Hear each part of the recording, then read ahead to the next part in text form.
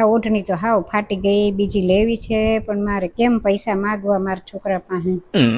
એની પાસે નથી બિચારા. આ મમ્મીની ઓઢણી ફાટી ગઈ છે ને પૈસા નથી માંગી શકતા. લેવું ભાવિનને જ કહું. ભાવિન સાંભળો. હા, આ મમ્મીની ચૂંદડી ફાટી ગઈ છે ને તમને કઈ નથી એકતા પૈસા બાબતે, તો તમે કઈક કરો ને. સારું કઈક કરું લે. મમ્મી, તમારી ઓઢણી ફાટી ગઈ હતી ને, મને મનીષાએ કીધું એક વસ્તુ લાવ્યો લ્યો.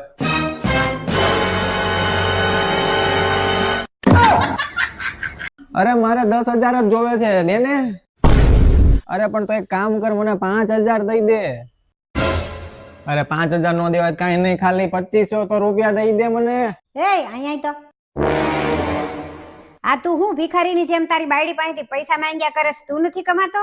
અરે મમ્મી, મારા જ પૈસા માંગુ છું, મેં એને સાચવવા આપ્યા હતા.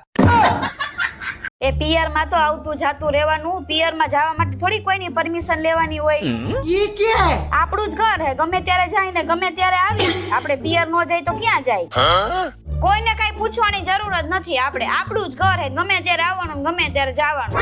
એ વાવ, કોઈને ખોટી શિખામણ શું કામ આપસ? લગન પછી સાસરું છોકરીનું ઘર હોય, વરામાં એક જ વાર પિયર જવાનું હોય. લે મમ્મીજી, વરસમાં એક જ વાર પિયર જવાનું હોય? હા, એક જ વાર જવાનું હોય. તો આલ્યો મમ્મીજી, તમે જ કહી દયો ને. લાવ, કોણ હે? મમ્મીજી, બેન નો ફોન હે, તમારી દીકરીનો.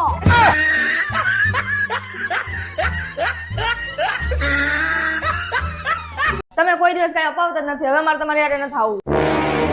શું થયું? હા મમ્મી, રેવા દે, એને બોલાવતી નહીં. હવે 1,000 રૂપિયાના પર્સ લેવાતા એને બજારમાંથી. સાચી વાત છે મનીષા, 1,000 રૂપિયાનું પર્સ કઈ થોડું લેવાય? મમ્મી ખોટું બોલે છે. 1,000 રૂપિયાનું નતું, ખાલી 999 નું હતું. આ તારી વહુને કઈ કેવું છે? મને પૂછ્યા વિનાની બધે વહી જાય છે, કોઈ દી મને કઈ કઈ નહીં નથી જાતી. તારે કેવું છે હવે કઈ? આવા દે હમણાં, એટલે બધું કહું એને. એ ક્યાં ગઈ તી? હું તો મમ્મી માટે વીટી લેવા ગઈ હતી. પૈસા ક્યાંથી આવ્યા વીટીના?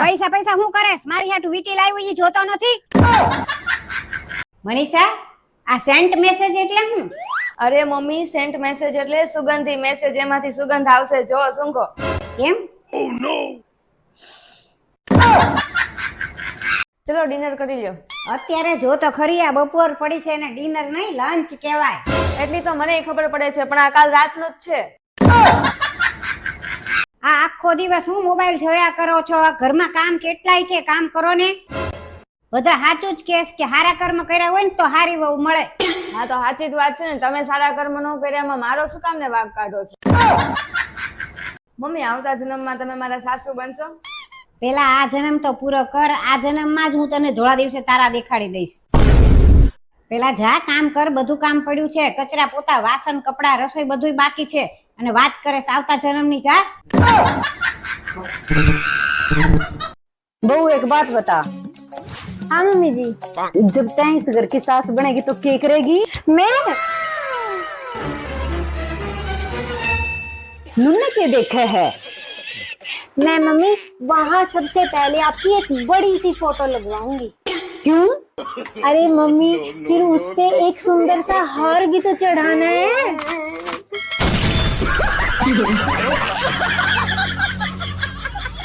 મમ્મી એક કામ છે ને, તો હું બહાર જાઉં છું, 1 મિનિટમાં આવું. એ હા. ચલો, આજ તો ખૂબ પાણીપુરી ખાઈશ ને આઈસ્ક્રીમ ખાઈશ. હા મમ્મી. આ 1 મિનિટ થઈ ગઈ, ક્યારે આવેસ તું ઘરે? આ ઘરમાં આવ જલ્દી, કેટલું કામ બાકી છે.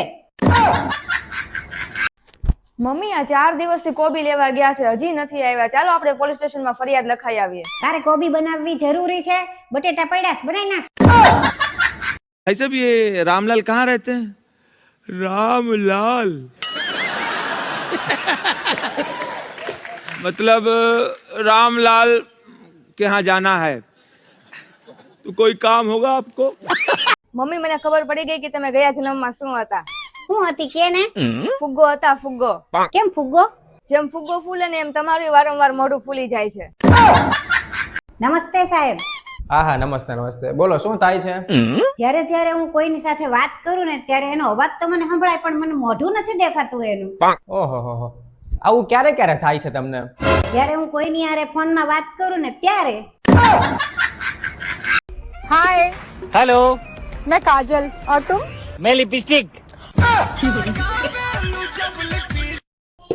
મનીષા અહીંયા આવી તો શું થયું મમ્મી? આ રોટલી તો જો કેવી બનાવી છે, અડધી ત્રિકોણ અડધી ચોરસ. ગોળ નથી આવડતી બનાવતા તને?